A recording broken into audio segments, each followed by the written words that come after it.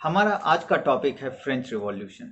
सबसे पहले हम देखते हैं कि फ्रेंच रिवॉल्यूशन के अलग अलग कारण क्या थे। और सबसे पहला जो कारण है वो है स्टेट सिस्टम। स्टेट सिस्टम जो है ये ओल्ड सोशल रेजिम है जो कि बिल्कुल हमारे कास्ट सिस्टम की तरह टायर्ड है। टोटल स्टेट सिस्टम के अंदर 3 टायर थे। शुरुआत के 2 टायर थे नोबिलिटी एंड क्लर्गी, जो कि रिच भी थे। एट द सेम टाइम इनका सोशल डोमिनेशन भी काफ़ी ज़्यादा था। एंड तीसरा टायर था कॉमनर्स का, जो कि काफ़ी हेट्रोजीनियस ग्रुप था, जिसमें कि मर्चेंट्स भी आ रहे हैं, पिजेंट्स भी आ रहे हैं, आर्टिसंस भी आ रहे हैं, और बाकी सारे लोग जो नोबिलिटी और क्लर्गी नहीं थे वो सारे आ रहे थे। नोबिलिटी के अंदर वो सारे लोग थे जो पॉलिटिकल एडमिनिस्ट्रेशन में इंगेज थे, एरिस्टोक्रेसी के पार्ट थे। For example king, lords, knights, ये सारे लोग सोसाइटी में काफ़ी प्रेस्टीज रखते थे उस वक्त। साथ में जैसा कि हमने देखा था कि मेडिवल पीरियड में चर्च का राइज हुआ है और चर्च ने काफ़ी डोमिनेंट रोल जो है ऑक्यूपाई किया है। इस कारण से क्लर्गी भी काफ़ी इंपॉर्टेंट हो चुका था इस पीरियड तक। तो शुरुआत के जो 2 टायर हैं नोबिलिटी एंड क्लर्गी, ये सोसाइटी को डोमिनेट करें। हालांकि ये संख्या में काफ़ी मिनिस्क्यूल हैं। अगर आप देखें कॉमनर्स को तो नियरली 97% ऑफ द पॉपुलेशन वो कॉमनर्स के अंदर फॉल करता है। बट ये जो बाकी के जो टॉप 2 स्ट्रेटा हैं जो 3% हैं, ये पूरे 97% पर टैक्स लगाते थे। ये 3% लोग काफ़ी ज़्यादा रिच थे और ये टैक्स भी नहीं देते थे। अनलाइक हमारे आज के सिस्टम में जहाँ के रिच लोगों को टैक्स किया जाता है, उस वक्त ये दोनों नोबिलिटी और क्लर्गी दोनों टैक्स लगाते थे कॉमनर्स पर। आज के समय के हिसाब से भी देखें तो क्लर्गी का टैक्स लगाना अपने आप में काफ़ी अननेचुरल महसूस होता है। ठीक है, तो ये चीज़ें हो गई। अगर आप देखें ये जो इनइक्वल सिस्टम है, इसमें भी एक सीरियस इशू डेवलप हो रहा था और वह था कॉमनर्स। कॉमनर्स काफ़ी हेट्रोजीनियस ग्रुप था। इसमें कुछ लोग जो मर्चेंट्स थे, जो ट्रेडर्स थे, वो ओवर टाइम काफ़ी रिच हो गए थे, काफ़ी ज़्यादा उनके पास वेल्थ आ गया था और अब वो उस वेल्थ के कारण अपना एक रेस्पेक्ट, एक सोसाइटी में इज्जत खोज रहे थे। जबकि अगर ओल्ड सिस्टम देखें तो हमेशा वो कॉमनर्स की तरह ट्रीट होंगे और कभी वो नोबिलिटी या क्लर्गी के बराबर अपना स्टेटस नहीं पा सकेंगे। यही कारण था कि इस ग्रुप को इनलाइटमेंट थिंकर्स ने, जिन्होंने लिबर्टी की बात की, जिन्होंने इक्वालिटी की बात की और जिन्होंने कहीं ना कहीं अरिस्टोक्रेसी को चैलेंज किया, when they started to question established authority and basis of state. तो ये जो इनलाइटमेंट थिंकर्स के इन्फ्लुएंस में आकर धीरे धीरे ये जो merchant and well of commoners का ग्रुप है, ये डिमांडिंग हो गया। ये अपने राइट्स को सीख करने के लिए आवाज उठाने लग गया। ठीक है, और इनका सबसे बड़ा दुख क्या था कि इनके लिए अपॉर्चुनिटीज नहीं थे, इनके लिए एवेन्यूज नहीं था सोशल लैडर में ऊपर चढ़ने का। ये इनका सबसे बड़ा ग्रीवांस था। इसके अलावे जो एक आइडियल कंडीशन होता है इंडस्ट्रियल डेवलपमेंट के लिए, जो एक ट्रेड के ग्रोथ के लिए, वो भी नहीं था, क्योंकि सारा चीज जो था किंग से फ्लो करता था। किंग ही रूल बनाता था, किंग ही जज था और किंग ही एग्जीक्यूशनर था। ठीक है, तो इस कारण से किंग जैसा अच्छा किंग आएगा तो अच्छा सिस्टम डेवलप होगा, खराब किंग आएगा, इनएफिशिएंट किंग आएगा तो इनएफिशिएंट सिस्टम डेवलप होगा। तो कहीं ना कहीं मर्चेंट या ट्रेडर ग्रुप को दिक्कत आ रही थी उनके ट्रेड के फ्लॉरिशमेंट में। तो इस कारण से भी ये लोग एंजाइटी में थे। इसके अलावे जो मेजर चंक है जो कॉमनर्स का, वो पेजेंट है। पेजेंट लोग हाईली एक्सप्लॉइटेड थे, फ्रांस में भी एक्सप्लॉइटेड थे। नियरली 50% जो उनका अर्निंग होता था वो तो नोबिलिटी को ही टैक्स देने में चला जाता था। उसके बाद फिर क्लर्गी का टैक्स अलग से है। सोसाइटी में कोई इज्जत नहीं है। ब्रेड का प्राइस बढ़ रहा है। खास करके फ्रेंच रिवॉल्यूशन के टाइम में क्या हुआ था कि थोड़े फेमाइन के कंडीशन आ गए थे, बारिश नहीं हुई थी और इस कारण से क्या हुआ था, प्रोडक्शन भी नहीं हुआ था, तो ब्रेड का प्राइस बढ़ रहा था। तो जहाँ की ये लोग पुअर हैं वहाँ पर अगर प्राइस बढ़ेगा तो कहीं ना कहीं एंग्जाइटी बढ़ेगी। और साथ में जो इनलाइटमेंट का जो इन्वायरमेंट था, जो क्वेश्चनिंग का इन्वायरमेंट था, जो पॉलिटिकल अथॉरिटी को चैलेंज करने का जो इन्वायरमेंट था, वो इन सारे लोगों को सॉलिडिफाई करेगा और रिवॉल्यूशन की ओर प्रोग्रेस करेगा। तो ये स्टेट सिस्टम की जो इनइक्वालिटी थी, कहीं ना कहीं वो एक फंडामेंटल बेसिस बनी जिसके कारण की फ्रेंच रिवॉल्यूशन हुआ। दूसरा कारण जो सबसे इम्पॉर्टेंट है वो है हमारा इनलाइटमेंट थिंकर्स का कंट्रीब्यूशन। हम जानते हैं कि फ्रांस और उसमें भी पेरिस जो है इनलाइटमेंट पीरियड में एक हॉट सेंटर था और यहाँ पर काफ़ी सारे फिलोसफर्स ने पॉलिटिकल आइडियाज़ को डिस्कस किया था। मॉन्टेस्क्यू हो गए, रूसो हो गए, लॉके हो गए, इन सारे लोगों ने पॉलिटिकल बेसिस ऑफ स्टेट को डिस्कस करना शुरू किया। किस तरह से स्टेट फॉर्म होगा, उसको आइडिया को आइडेंटिफाई करना शुरू किया। फॉर एग्जाम्पल लॉके को देखें तो वो कहता है कि ऑल मैन आर इक्वल। वो कहता है कि ह्यूमंस के पास नेचुरल राइट्स हैं। नेचुरल राइट्स का मतलब है God given rights which can not be taken away by states. और ये नेचुरल राइट्स हैं लाइफ की, लिबर्टी की और उसके हिसाब से प्रॉपर्टी की। तो हम जानते हैं कि लाइफ और लिबर्टी को अगर आप देखें सेंट्रल माने तो सर्फ जो थे वो टाइड थे लॉर्ड से, वो उनके पास कंप्लीट फ्रीडम नहीं होता था। तो जब हम लिबर्टी की बात करते हैं तो कहीं ना कहीं वो जो है पॉलिटिकल सिस्टम को चैलेंज करता है ये आइडिया। साथ में मोंटेस्क्यू के आइडिया को अगर आप लें तो वो सेपरेशन ऑफ पावर की बात करता है। सेपरेशन ऑफ पावर का मतलब है अलग से एग्जीक्यूटिव, लेजिस्लेटिव एंड जुडिशरी। लेकिन एक किंगशिप में क्या होता है, एक किंगशिप में तीनों के तीनों ऑर्गन्स जो होते हैं एक राजा के अंदर होते हैं। राजा जो होता है वो एब्सोल्यूट अथॉरिटी होता है। तो जब आप सेपरेशन ऑफ पावर की बात करते हैं तो इफेक्टिवली आप एक किंगशिप को चैलेंज करते हैं। सारे जो इनलाइटमेंट थिंकर्स थे कहीं ना कहीं उन्होंने स्टेट का बेसिस जो है सोशल कॉन्ट्रैक्ट को बताया था।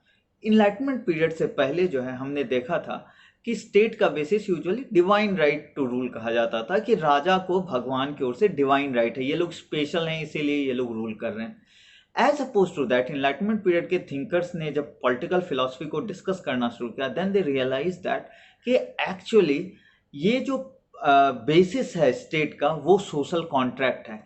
कहीं ना कहीं सोसाइटी से लेजिटिमेसी स्टेट को मिलता है। और जब आप इस थ्योरी को फर्दर एक्सपेंड करेंगे तो इससे बनता है एक रिस्पॉन्सिबिलिटी स्टेट की। चूंकि सोसाइटी लेजिटिमाइज करती है स्टेट को तो कहीं ना कहीं सोसाइटी के प्रति स्टेट रिस्पॉन्सिबल हो जाता है, और वो रिस्पॉन्सिबिलिटी कई तरह से आती है। जैसे रूसो कहता है कि अगर जनरल विल, जो आम लोगों का जो डिज़ायर है, अगर वो जनरल विल पूरा नहीं करता है स्टेट, तो स्टेट अपनी लेजिटिमेसी खो देता है। लॉके बोलता है कि ऐसा स्टेट जो जनरल विल को पूरा नहीं करेगा, that state can be removed. तो कहीं ना कहीं एक पॉलिटिकल अथॉरिटी को चैलेंज करने का बेसिस मिलता है। इन सारे पॉलिटिकल थिंकर्स में से खास करके रूसो जो है he was very much engaged in French revolution और काफ़ी क्लोज था, ठीक है। और उसने सोशल कॉन्ट्रैक्ट नाम की एक बुक भी लिखी है। तो इस तरह से हम देखते हैं कि वेरियस इनलाइटमेंट थिंकर्स के कारण ही जो है स्टेट को का बेसिस मिला हमें। साथ में जो ऑलरेडी स्टैब्लिश किंगडम्स हैं, जो राजा हैं, उनको कहीं ना कहीं ट्रेडिशनल अथॉरिटी को चैलेंज करने का साहस और लॉजिक मिला। इस तरह से इनलाइटमेंट थिंकर्स का काफ़ी इंपॉर्टेंट कंट्रीब्यूशन रहा है। तीसरा इंपॉर्टेंट कारण जो फ्रेंच रिवॉल्यूशन का है वो है अमेरिकन रिवॉल्यूशन। अमेरिकन रिवॉल्यूशन ने फ्रेंच रिवॉल्यूशन को कई तरीके से अफेक्ट किया है। अमेरिकन रिवॉल्यूशन फ्रेंच रिवॉल्यूशन के ऑलमोस्ट 10 साल पहले हुआ था, और हम जानते हैं कि अमेरिकन रिवॉल्यूशन एक तरह से practical application of enlightenment ideas था। तो फ्रांस में जो थिंकर्स थे या जो फ्रांस में जो लोग एक्टिविस्ट थे, उन्होंने देखा कि किस तरह से रियल लाइफ एप्लीकेशन होता है, किस तरह से इनलाइटमेंट आइडियाज़ के बेसिस पे लोगों को मोबिलाइज किया जा सकता है। और उस तरह से उन्होंने इन आइडियाज़ का जब रियल एप्लीकेशन देखा तो उन्होंने भी सोचा कि हम भी ऐसा कर सकते हैं। तो एक तरह से ये इन्फ्लुएंस किया, डायरेक्ट इन्फ्लुएंस किया। इसके अलावे भी अमेरिकन रिवॉल्यूशन ने फ्रेंच रिवॉल्यूशन को अलग अलग तरीकों से अफेक्ट किया है। सबसे पहला लुई सोलह, जिसके टाइम में कि फ्रेंच रिवॉल्यूशन हो रहा है, उसने डिसाइड किया कि वो कॉलोनीज का साथ देगा। इसके कारण से एक फाइनेंशियल ड्रेन आया, और हम बाद में भी देखने वाले हैं कि ये फाइनेंशियल ड्रेन भी कहीं ना कहीं बेसिस बना फ्रेंच रिवॉल्यूशन का। जब लुई सोलह ने पहली बार स्टेट्स जनरल की असेंबली बुलाई ताकि वो टैक्स लगा सके, और वहीं से फ्रेंच रिवॉल्यूशन स्टार्ट हो गया। तो ये जो डेप्ट आया फ्रेंच गवर्नमेंट पर because of engagement in American revolution, ये एक बेसिस था। इसके अलावे जो सेना भेजा था फ्रांस ने अमेरिका के अंदर, वो लोग जब वहाँ पर इंगेज हुए तो वो काफ़ी एक्साइटेड हो गए, और जब वो वापस आए अपने फ्रांस में तो उन्होंने इस स्टोरीज़ को काफ़ी हाईलाइट करके बताया, काफ़ी ग्लोरीफाई करके बताया।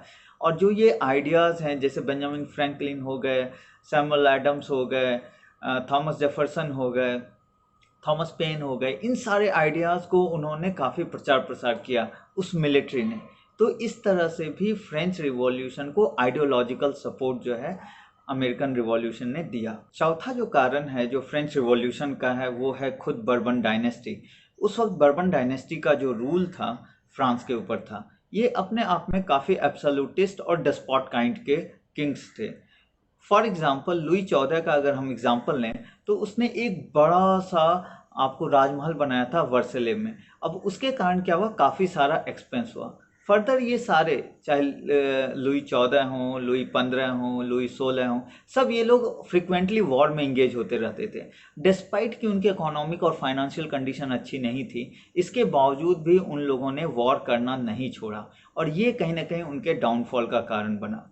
अब क्या होता था, जब इनके पास पैसे नहीं होते थे तो ये लोग फर्दर टैक्स लगाते थे। टैक्स के कारण जो है कॉमनर्स का ग्रुप एक्सप्लॉइट हो रहा था और वो जो एक रिवॉल्यूशन की जो भावना है वो धीरे धीरे बिल्डअप हो रही थी। तो कहीं ना कहीं जो ये लैक ऑफ एफिशिएंट रूलर है वो कहीं ना कहीं एक बेसिस बना इस रिवॉल्यूशन का। ये जो लुई 16 हैं जिनके के शासनकाल में जो है ये रिवॉल्यूशन हुआ है, ये काफ़ी इनएफिशिएंट रूलर थे। इनका क्या कहते हैं कि इनका हार्ट तो सही जगह था, इनका इंटेंशन भी सही जगह था, बट ये काफ़ी फोर्सफुल नहीं थे। मतलब एक पॉलिसी अगर ये सोच लें तो भी उसको इम्प्लीमेंट नहीं कर पाते थे। साथ में क्या है, इनकी जो वाइफ थी मैरी एंटोनिएट, वो काफ़ी फ्रिक्वेंटली दखलंदाजी करती थी इनके एडमिनिस्ट्रेशन में और वर्स काइंड ऑफ एडवाइस वो प्रोवाइड करती थी। तो इस तरह से हम देखते हैं कि एक रूलर अगर अपने विल को, एक अच्छे इंटेंशन को इम्प्लीमेंट नहीं कर पाता है तो एक तरह से वो वीक रूलर माना जाएगा और यही कारण बना फ्रेंच रिवॉल्यूशन का। फॉर एग्जाम्पल लुई 16 ने जब ये डिसाइड किया कि वो नोबिलिटी को टैक्स करेगा, क्योंकि उस वक्त फ्रेंच का कंडीशन, फाइनेंशियल कंडीशन काफ़ी ख़राब था, तो ये इसको भी सी थ्रू नहीं कर पाया। नोबिलिटी ने उसको इसके अगेंस्ट एडवाइस किया, बोला कि नहीं आप स्टेट्स जनरल बुलाओ और स्टेट्स जनरल बुलाने के चक्कर में फ्रेंच रिवॉल्यूशन हो गया। तो हम ये देखते हैं कि ये एक तरह से वीक रूलर था जो कि अपने आइडियाज़ को इम्प्लीमेंट नहीं कर पाता था और यह एक तरह से कारण बना फ्रेंच रिवॉल्यूशन का। पांचवा जो इम्पोर्टेंट कारण है फ्रेंच रिवॉल्यूशन का वो है उनका फाइनेंशियल क्राइसिस। लुई 14, 15, 16 इनके टाइम पे जो फ्रिक्वेंट वॉर हुए उसके कारण क्या हुआ, इनका फाइनेंशियल कंडीशन वीक हो गया और जो है स्टेट के पास बहुत ज़्यादा रिसोर्सेस नहीं बचे। इसके कारण से क्या हुआ कि उन्हें हायर रेट ऑफ टैक्स लगाना पड़ रहा था, जिसके कारण कि कॉमनर्स एग्रीवेट हो रहे थे। ये तो हम ऑलरेडी देख चुके हैं। साथ में लुई 16 की जो पत्नी थी मैरी एंटोनिएट, वो काफ़ी एक्स्ट्रावेगेंट थी, फ्रिक्वेंटली गैम्बल करने में, गिफ्ट करने में, महंगे महंगे गाउन पहनने में और इन सब के में काफ़ी सारा एक्सपेंडिचर हो रहा था और वो भी ट्रेजरी को खाली कर रहा था। तो लोग जो है उसको मैडम डेफिसिट भी कहते हैं इस कारण से। तो एक तो ऑलरेडी कंडीशन खराब है, उसमें भी जो मैरी एंटोनिएट का जो बिहेवियर और कुछ स्टेटमेंट्स जो उसने बोला था या नहीं बोला था लोग नहीं जानते हैं, बट लोग जो उसको एट्रीब्यूट करते थे उसके कारण लोगों का गुस्सा जो है राजघराने या जो किंगडम है उससे बढ़ता जा रहा था। कहीं ना कहीं राजा और रानी से लोग जो है गुस्सा हो जा रहे थे। इसके अलावे उस पीरियड में नेचर ने भी साथ नहीं दिया। क्या हुआ कि बारिश अच्छी नहीं हुई और उसके कारण हार्वेस्ट अच्छा नहीं हुआ। हार्वेस्ट अच्छे नहीं होने के कारण क्या हो गया कि प्राइस राइज हो गया, ब्रेड का प्राइस बढ़ गया। ब्रेड जो कि वहाँ का काफ़ी कॉमन फूड है उसका प्राइस राइज होने के कारण लोग काफ़ी गुस्से में आ गए और फिर लोग स्ट्रीट्स पे उतर आए और वर्सलीज में जाके उन्होंने राजा, रानी और उसके बेटे को खींचकर बाहर निकाला और बोला कि तुम अब राजघराने में इतने बड़े महल में नहीं रहोगे। तो ये जो बैड हार्वेस्ट था उसने कहीं ना कहीं एक तरह से टिपिंग पॉइंट का काम किया, जिसके कारण कि लोग ऑलरेडी गुस्से में थे और उनको एक्सप्रेस करने के लिए एक मौका मिला और उन्होंने फ्रेंच रिवॉल्यूशन किया। तो इस तरह से हम देखते हैं कि फाइनेंशियल क्राइसिस जो है, जो फ्रांस के अंदर, जो ट्रेजरी के अंदर था, वो भी एक इम्पॉर्टेंट फैक्टर है फ्रेंच रिवॉल्यूशन का।